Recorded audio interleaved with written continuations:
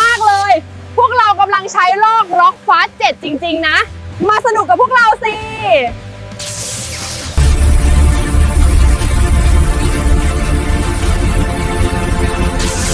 เราอัปเกรดมาขนาดนี้ไม่ต้องห่วงแล้วค่ะทั้งเร็วทั้งแรงไม่พอยังไม่เร็วพอแถมยังมีอะไหล่แท้ทั้งก่อนและหลังการซื้ออย่าลืมไปบอกต่อกันนะ We have upgraded to this level. No need to worry anymore. It's both fast and strong, and we have to.